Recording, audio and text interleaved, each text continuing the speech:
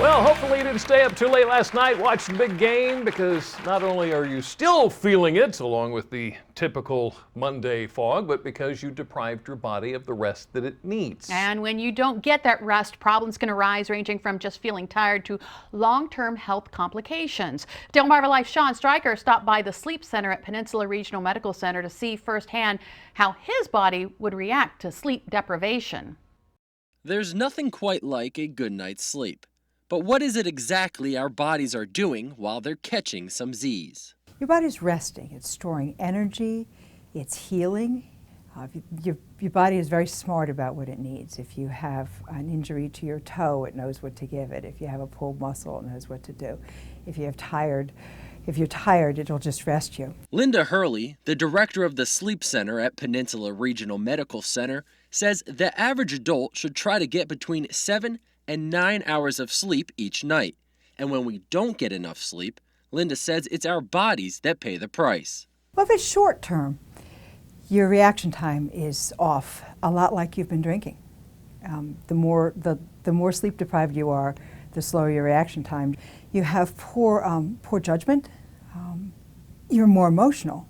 Your ability to respond to a situation is bad. Memory is worse. Learning is much harder. So I went down to the Sleep Center to see firsthand how my body would react to sleep deprivation. Hey, Linda. Hey, Sean, how are you? I'm good. I'm ready to stay up. Good. Welcome to the Sleep Lab. Thanks. We're going to do a couple of memory and reaction time tests. Okay. And then I will leave you to the crew to help you stay up all night. All right. All right. These initial tests would act as a baseline to see how I performed on a full night's sleep, which for me is about 7 hours. Up first, we tested my reaction time in a game where I had to tranquilize sheep before they escaped a field.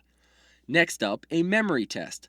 For this one, I was quickly shown a sequence of letters that I then had to write down for memory. These are your results. You did pretty well, obviously, with the fewer letters, and as expected, most people do worse with more letters. It looks like I remembered about 4 or 5 letters, and after that it just went downhill. So tomorrow I should do a lot worse than this.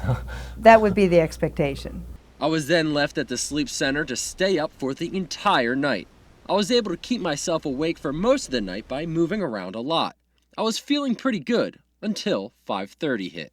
It is almost 6 o'clock, and I hit a wall about 20 minutes ago. I'm having a hard time keeping my eyes open, so I'm just going to walk around for a little bit. And just when I thought I wasn't going to make it, in walked Linda. So, Sean, how'd it go? It went all right. How you feeling? A little tired. A little bit, I would But imagine. that's expected. Good. Are you ready to take your tests and see how you do now? Yeah, after no sleep? I think I'm as ready as I'll ever be. I then took the exact same test I took the day before, but this time I had not slept in almost 25 hours. All right, so how did I do? You did pretty much as expected. And on the easier tasks of memory, you did just about as well on the simple things. But as the test got harder and harder, you started to slip. The hardest one, you went from a 41% accuracy to a 25% accuracy. Yeah, I could only remember about 3 of the letters. I did remember 3 yesterday. I remembered 5. It was a lot harder. Right. More harder than I thought.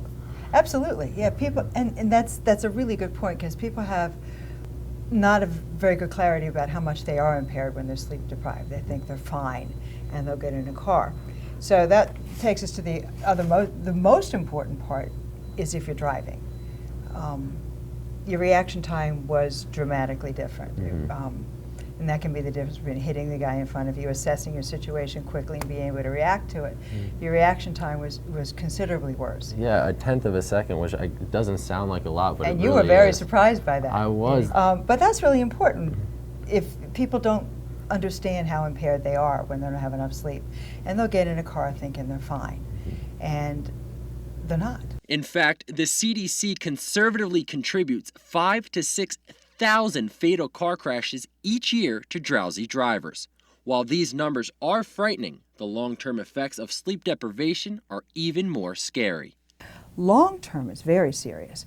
It contributes to heart disease and diabetes and cancer and early Alzheimer's and just about any medical thing that you can think of.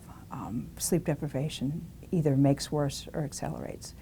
In fact, if you chronically don't have enough sleep, your stroke risk increases by 4 times.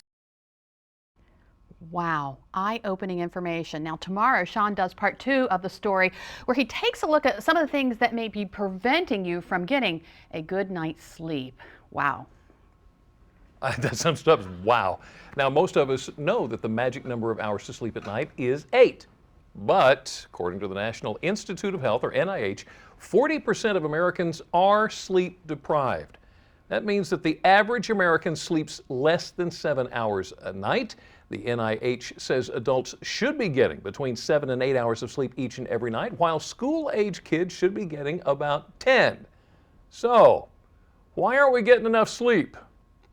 Experts say that our gadgets are distracting us constantly, making it tough to relax. And today, we're going to share some scary facts that'll make you want to catch up on your Z's.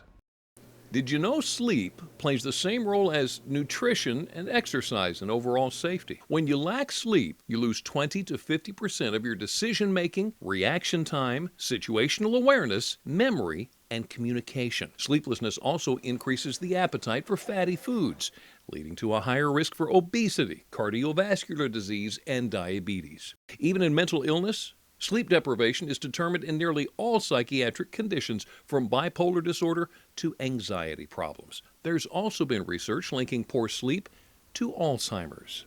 Some reasons to turn off the TV and power down your smartphone tonight.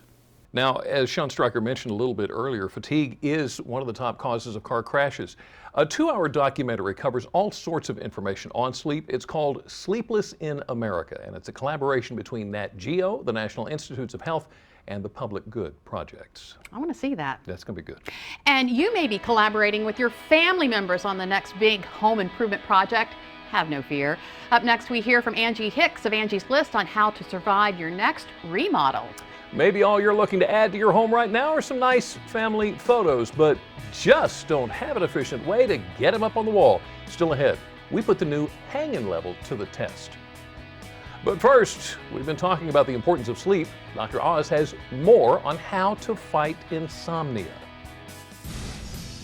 Hi, I'm Dr. Oz. If you're tossing and turning at night, worrying about it will only make things worse. Fretting over lost Z's revs up your brain, keeps your sleep at bay, and also decreases your sleep quality once you do finally drift off. The first step to stop stress? Turn the clock around. Watching the minutes tick away will only up your anxiety.